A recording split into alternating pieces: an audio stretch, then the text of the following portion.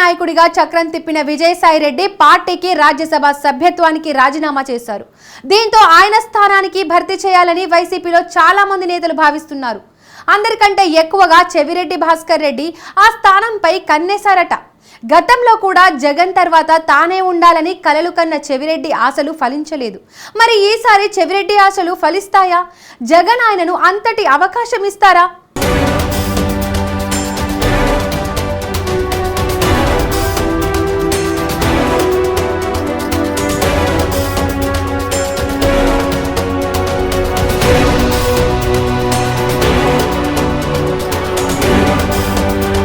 వైసీపీలో సాయిరెడ్డి ప్లేస్ ను ఎవరు భర్తీ చేయనున్నారు? చెవిరెడ్డి భాస్కర్ రెడ్డి ఆ ప్లేస్ కోసం పోటీ పడుతున్నారా అంటే అవుననే సమాధానమే వస్తోంది. వైసీపీలో నంబర్ 2 గా వ్యవహరించిన విజయసాయిరెడ్డి పార్టీకి రాజ్యసభ సభ్యత్వానికి రాజీనామా చేశారు. సాయిరెడ్డి చేసిన అనూహ్య ప్రకటనతో పార్టీ శ్రేణులు కంగుతిన్నాయి. ఇలాంటి చడి చప్పుడు లేకుండా సాయిరెడ్డి అకస్మాత్తుగా రాజకీయాలకు గుడ్ బై చెప్పడాన్ని పార్టీ కార్యకర్తలు జీర్ణించుకోలేకపోతున్నాయి. అయితే ఇప్పుడు సాయిరెడ్డి ప్లేస్ లోకి ఎవరొస్తారా అనే చర్చ జరుగుతోంది. ఈ క్రమంలో చెవిరెడ్డి భాస్కర్ రెడ్డి పార్టీలో చక్రం తిప్పాలని, సాయిరెడ్డి స్థానంలోకి వెళ్లాలని ప్రయత్నాలు చేస్తున్నట్లు టాక్ వినిపిస్తోంది.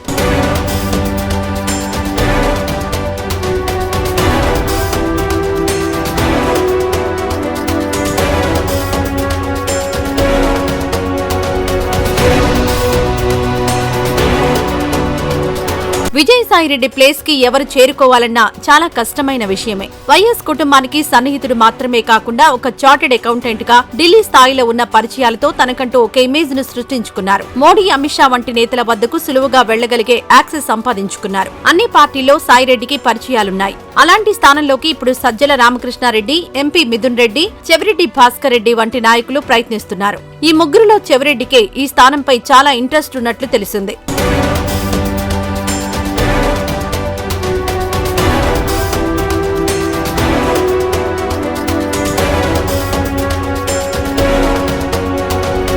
చెవిరెడ్డి భాస్కర్ రెడ్డి పట్ల వైఎస్ జగన్ కు సానుకూల అభిప్రాయమే ఉంది. ఆయన జగన్ కు సన్నిహితుడిగా ఉన్నారు. సార్వత్రిక ఎన్నికల సమయంలో ఒంగోలుకు తీసుకొచ్చి మరీ పోటీ చేయించారు. అంతేకాకుండా పలు జిల్లాల పార్టీ బాధ్యతలు కూడా అప్పగించారు. అయితే సాయిరెడ్డికి అప్పగించిన ఉత్తరాంధ్ర జిల్లాల సమన్వయకర్త పోస్ట్ ను ఆయన కాదని వెళ్లిపోవడంతో దానిపై చెవిరెడ్డి కన్నుపడిందట. ఉత్తరాంధ్ర జిల్లాల కోఆర్డినేటర్ పోస్ట్ ఇస్తే స్వామి కార్యం స్వకార్యం చూసుకోవచ్చని చెవిరెడ్డి భావిస్తున్నట్లు చర్చ జరుగుతోంది. అయితే సాయిరెడ్డిని తమపై తిరిగి రుద్దడంపై విశాఖ నాయకులు తీవ్రంగా వ్యతిరేకించారు. ఇక ఇప్పుడు చెవిరెడ్డిని తీసుకొస్తే వారు ఊరుకుంటారా అనే టాక్ నడుస్తోంది.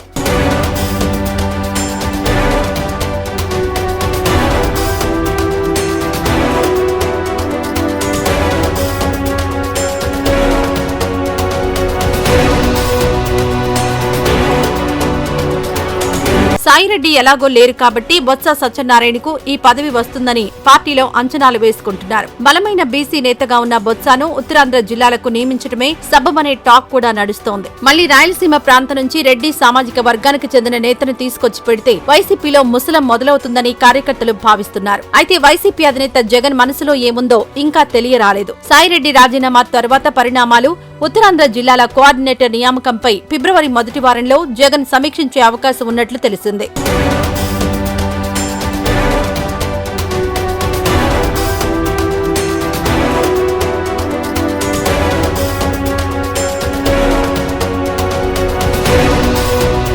అయితే ఉత్తరాంధ్రలో తనకు పదవి ఇస్తే జగన్ కు మరింత సన్నిహితంగా మెలగవచ్చని చెవిరెడ్డి అంచనాలు వేసుకుంటున్నారట. ఇప్పటికే తనకున్న పలుకుబడిని ఉపయోగించి ఆ పదవిని ఎలాగైనా చేపట్టాలని చెవిరెడ్డి ప్రయత్నాలు చేస్తున్నారట.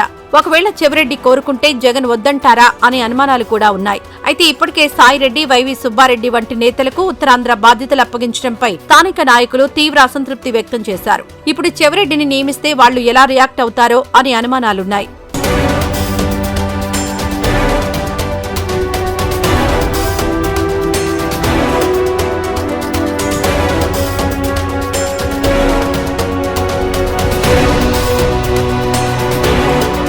సీనియర్ నేత బొత్స సత్యనారాయణ ప్రస్తుతం కౌన్సిల్లో ప్రతిపక్ష నేతగా కేబినెట్ హోదాలో ఉన్నారు. ఈ క్రమంలో ఉత్తరాంధ్ర జిల్లాల కోఆర్డినేటర్ పదవిని ఎప్పటినుంచో కోరుతున్న బొత్సకు ఆ పదవి ఇవ్వకపోతే ఎలాంటి పరిణామాలకు దారితీస్తుందో అనే చర్చ కూడా జరుగుతోంది. అయితే బొత్సకు ప్రధాన పోటీ చెవిరెడ్డి నుంచే వస్తుందనే టాక్ నడుస్తోంది. వైసీపీలో కీలకంగా మారాలంటే ఈ పదవి కరెక్ట్ అని చెవిరెడ్డి భావిస్తున్నారట. ఇప్పటికే తాడేపల్లి కార్యాలయంలో చెవిరెడ్డి తనకంటూ ఒక కోటరీని సృష్టించుకున్నారనే చర్చ జరుగుతోంది. వైసీపీలో జగన్ తర్వాత స్థానానికి తాను వెళ్లాలని మొదటి కలలు కంటున్న చెవిరెడ్డికి ఇప్పుడు ఒక సువర్ణ అవకాశం వచ్చింది. అందుకే ఆయన పదవి కోసం పావులు కదుపుతున్నట్లు చర్చ జరుగుతోంది.